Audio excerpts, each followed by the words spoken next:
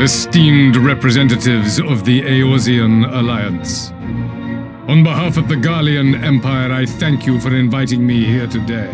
As this parley was convened at your request, I invite you to speak first. Very well, Your Radiance. I, Nanimo Ulnamo, 17th in the line of Ul, should be pleased to oblige you. As recent events in Alamigo and Doma have made plain, the subjugation and exploitation of neighboring nations is not a sustainable policy.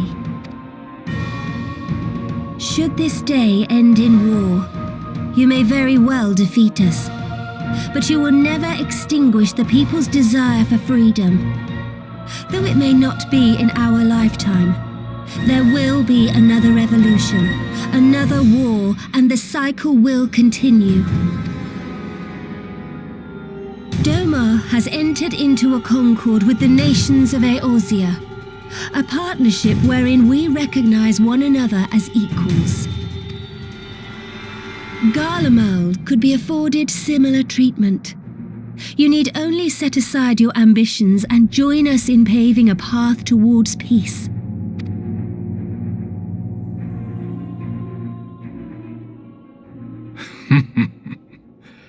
You will not win me over with sophistry, Your Grace. As you know only too well, this alliance lacks the strength to keep the peace within its own borders. Even now, your struggles with the Beastmen continue unabated. Divided, you sow this fertile soil with the seeds of your differences and reap naught but discord and chaos for your trouble. Eorzea must be united under one leader, one purpose. I would offer you both and bring an end to your strife. With all due respect, Your Radiance, the only thing that you offered the people of Alamigo was fear and hopelessness. The citizens of Doma can also attest to the meager arms of imperial rule. There is no purpose to be found in a life of oppression, each day more uncertain than the last. Our people are willing to die for their freedom. A great many already have, and countless more will, if we don't put an end to this madness here and now.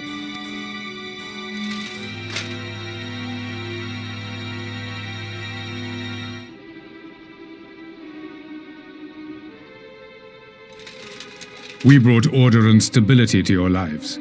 This madness and bloodshed is of your own making. You broke the peace, not Garlemald. Peace. Order.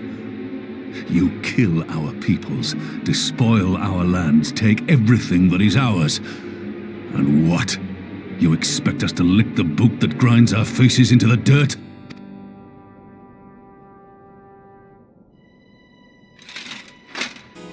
I expect you to weigh the costs, to recognize the countless lives have been lost on both sides in pursuit of a greater good, and to not squander all we have achieved in a fit of petulance.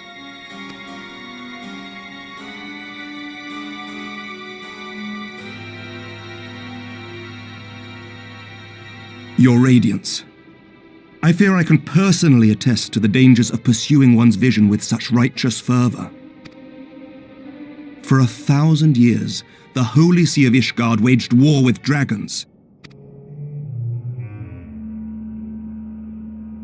1,000 years of sacrifice, of sorrow and hate, in which we bathed in the blood of friend and foe alike. Had it gone on any longer, we may well have drowned. Yet we have chosen to raise ourselves out of this bloody spiral, and have since made peace with our former enemy. So I understand. No doubt the dragons were more receptive to your overtures in the wake of their leader's demise.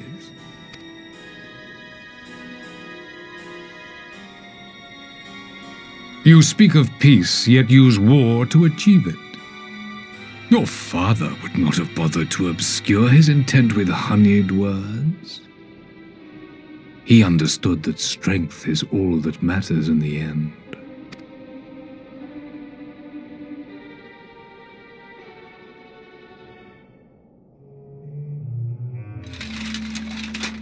Without his clarity of vision, I can but wonder what will become of Ishgard and her people.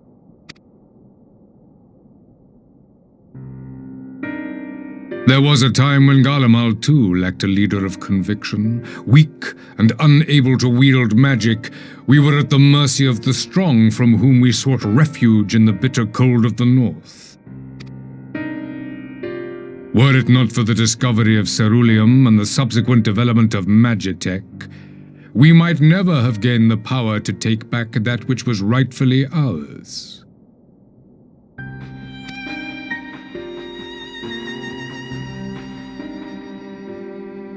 You speak as if your people were the first to have been driven from their homes. Limsa Lominsa was built by wayward souls in search of a place to call their own. On the shores of Vilbrand we found it, and from those humble beginnings did we grow and flourish.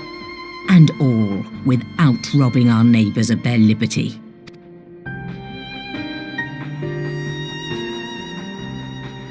So saith the pirate.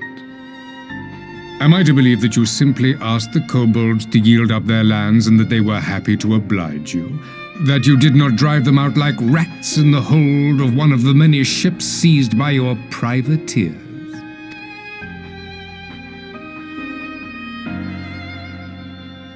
I will concede that after centuries of exile, reclamation may be mistaken for invasion. Nevertheless, it is not. And those who till stolen soil have no right to object when cast out in turn.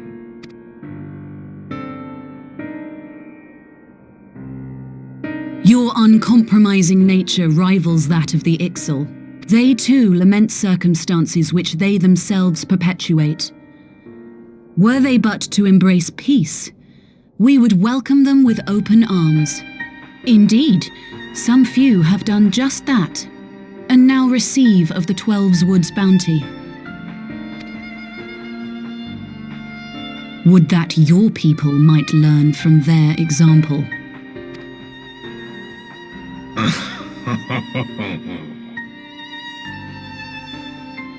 You dare compare us to the Birdmen? You who thought to invoke the 12 and threaten all of creation?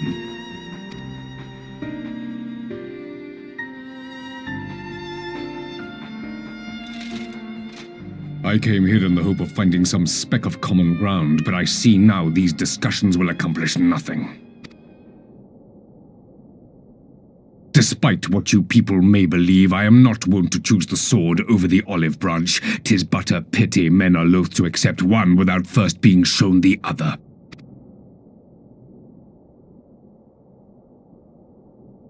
Wait, I beg you. This meeting was supposed to be a chance to find a way forward together, not to bemoan the missteps which brought us here. Please. If you truly consider violence a last resort, there must be a way we can come to an agreement.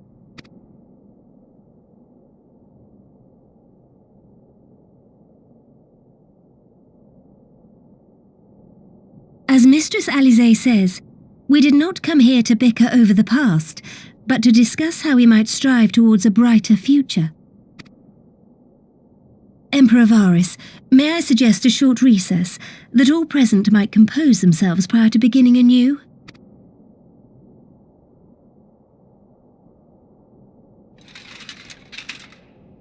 Very well. I pray this intermission will suffice to move these talks in a more constructive direction.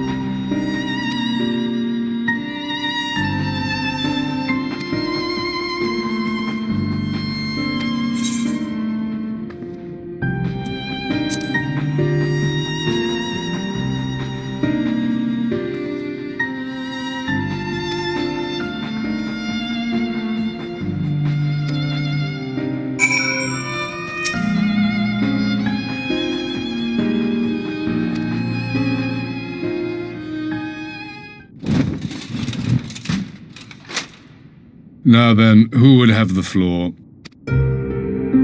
Before we resume, I wish to offer you an apology.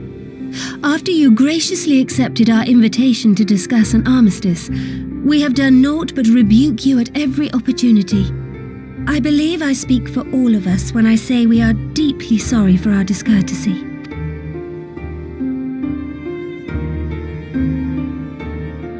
I'll admit your familiarity with our affair surprised me, and served to remind me how little I know of yours. I think all here can understand the desire to reclaim one's homeland. But why expand further?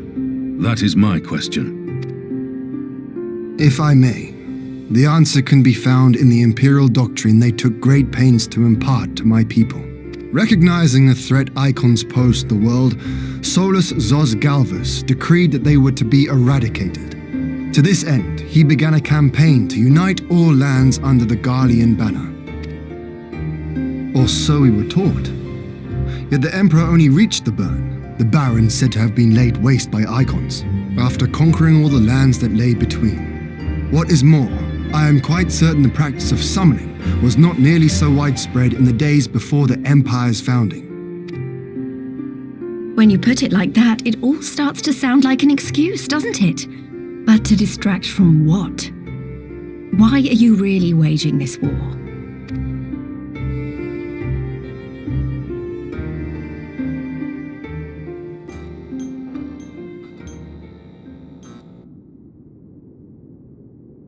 Finally, you ask the right question.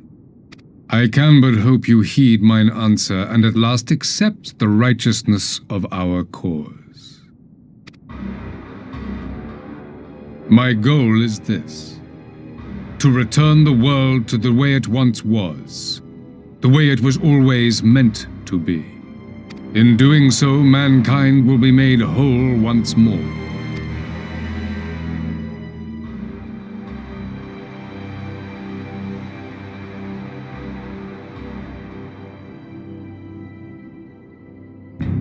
No longer will we suffer from the dissension born of our differences. There will be but one race, a perfect race, as we were when time began. What in Rulga's name are you talking about? I am talking about the origins of this star, of the source and its 13 reflections. At the instant of the great sundering, 'twas not only the world that was shattered, but mankind itself. Thus were we divided into myriad races, each with its own unique imperfections. That is why man looks upon his neighbor and feels fear and hatred, why he wages war, why he kills his brother. You all in your own way have proven as much today. The peace you seek is but a fleeting solution to a fundamental problem, one which calls for more drastic measures. To bring about everlasting peace, our worlds must be rejoined. That is the goal the Empire would see realized, the glorious future unto which we shall one day shepherd mankind.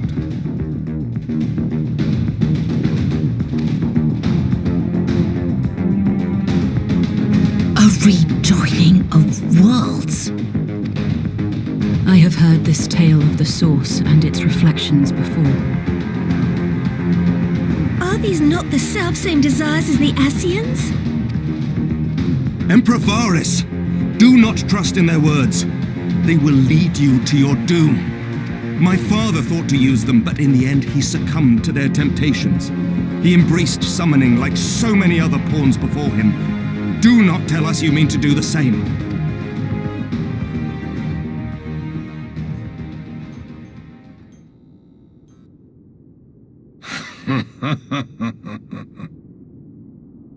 To be a pawn, free from the burden of choice, would be a blessing.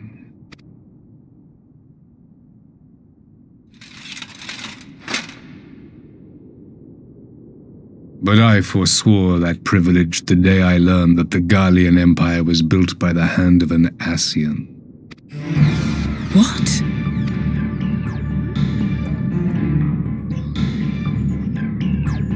Yes. My grandsire, the former emperor, is of their number. And who better to build an empire capable of bringing about the calamitous change we desire?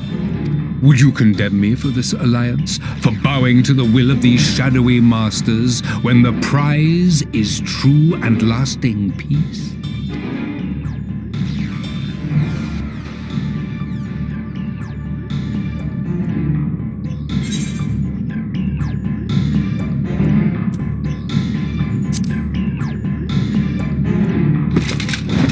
I come not to conquer, but to liberate.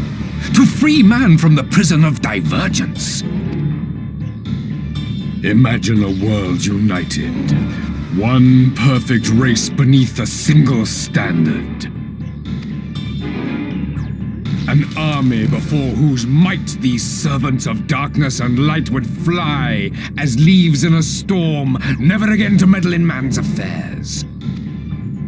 We would be the masters of our own fate. I bid you join me, not as subjects of Garlemald, but of a new nation. And together we shall win freedom for ourselves and generations yet unborn. You want to trigger another half-dozen calamities? You can't be serious!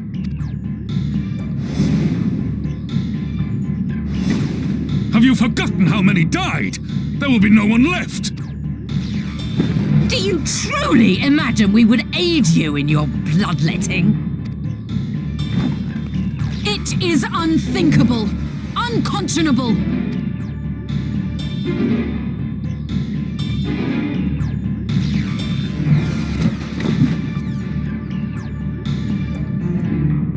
And what is the alternative? To be as cattle waiting for slaughter? I would have us work together that we might take fate into our own hands. Into your hands, perhaps. But what of the other worlds, your radiance? With every calamity, you obliterate a star and every soul that dwells on it. To the Ascians, we are all but tiny, momentary specks within an indifferent universe. We cannot hope to oppose them until we have been made whole once more.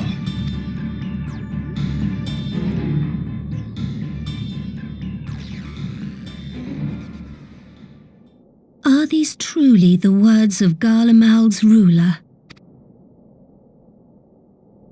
The flaws and foibles which you so abhor are what make us who we are. Every nation, even yours, Emperor Varys, is made whole through the combination of these imperfections, the strengths of one compensating for the weaknesses of another. While it is true that man succumbs all too often to anger and avarice, he may yet overcome his baser instincts through the forming of bonds with others, fostering community and cooperation. That the protector of an empire should not only reject these fundamental truths, but seek to change them at so dear a cost to life is indefensible. Such a man is not fit to govern.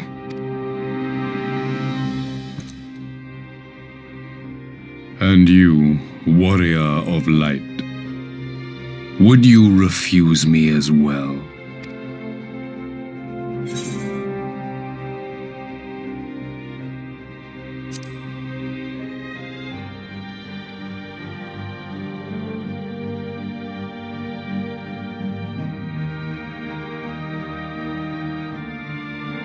It would seem the Alliance is of one mind on this matter.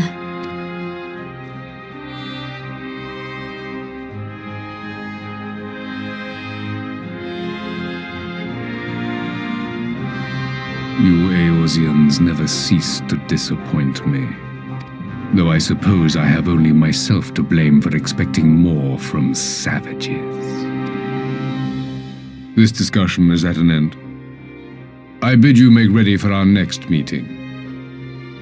It will not be at the negotiating table.